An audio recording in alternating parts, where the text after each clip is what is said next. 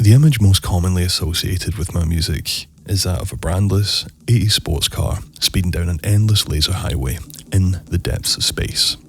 Now, those of you who are familiar with the music of The Waves will more than likely be familiar with some variation of this imagery. Now, don't get me wrong, it's a pretty cool aesthetic. Space is most certainly the place, and I'm always happy to hear that some daft sounds that I've made have the potential to take people there, even if it's just for a couple of minutes. However, from a writing perspective, space has never been the place for me. Allow me to explain. I was born and currently live in a town called Govan, which is in the city of Glasgow. Now, the hyperbole in me wants to call Govan a shithole, and I reckon most of the people who grew up around these parts would agree with that. But in reality, there are far worse places in this world to grow up. I mean, I don't have to walk 10 miles to collect water from a barren well. Let me put it that way. But what Govan is unapologetically mediocre. During the First and Second World War, Govan had this thriving shipping industry. But since then, it's known more for its unemployment, knife crime, and opioid addiction. And anyone not doing those things is trying very hard to avoid those things. Put simply, Govan is a painfully grey, working class town that's housed within a city that's forgotten about it. Now, you're probably thinking, what does that have to do with your music?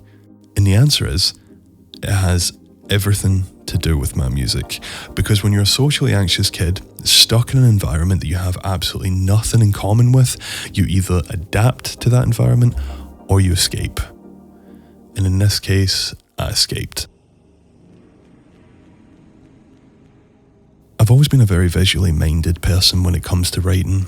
That's a pretentious way of saying that I write sounds for my head movies. I'm not sure why, but at this particular point in my life, I latched onto these fantastical, idyllic images of a sun-drenched, neon-clad America.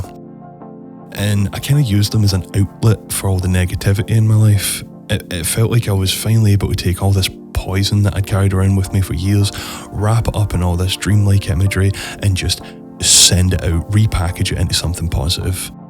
Every time I approached the studio, I would just focus on a source of pain and imagine what it would be like to just leave it behind, to just run away from it, to just focus on the passing lines in the road and just drive towards that horizon. This was the way that I wrote for a very, very long time. That was until I started work on In Motion.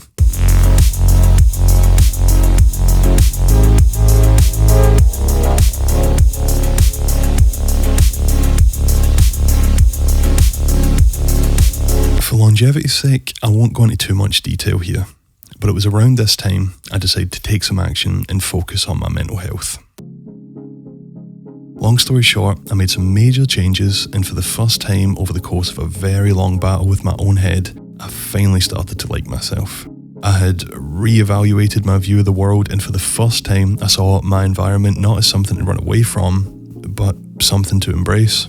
It really used to bug me that the only thing that diluted all the monochrome around these parts was the cheap storefront neon that just spilled out onto the pavement. But the more that I looked around with the right kind of eyes, the more this previously absent sense of weight and almost like a morbid appreciation began to form. All of the pillowy nostalgia and need for escapism that fueled my earlier work had been almost positively jaded. I began to come up with this new concept that integrated with that need for nostalgia. This might sound a little bit sci-fi, but bear with me. I began to think about this haunting concept that someday the houses in the surrounding areas where families have lived rich, full lives may someday be knocked down. They could be flattened and replaced. The area could become a housing project, an industrial district, or maybe even gentrified. But the path that was carved out for the motorway will always be there. It will be like the industrial equivalent of a tree growing through an abandoned car in a denuded field. The area would simply accommodate the new structure and grow around it. All of the physical reminders of a life once lived could feasibly be removed in the near future, leaving only a memory behind. In my head, this created some weird feedback loop of sorts where I was becoming nostalgic for things that were yet to happen. This whole thought process culminated in the realization that I, myself, cannot fight change, no matter how much I fear it. And if I don't remain in motion, I run the risk of being left behind, just forever clinging on to those fleeting, rose-tinted memories of how things used to be. And if I continue to condemn myself for the actions of the past, I would in turn be denying myself a future.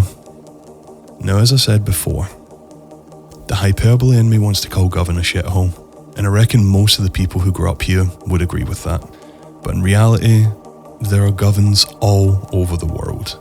Small, middle-of-the-road, monochromatic towns with seemingly nothing to offer. And if you spend enough time in these places, you might find yourself thinking that you, yourself, have absolutely nothing to offer. And to anyone who finds himself in that situation, try to remember, you might be a product of your environment, but who's to say that you can't make that environment a product?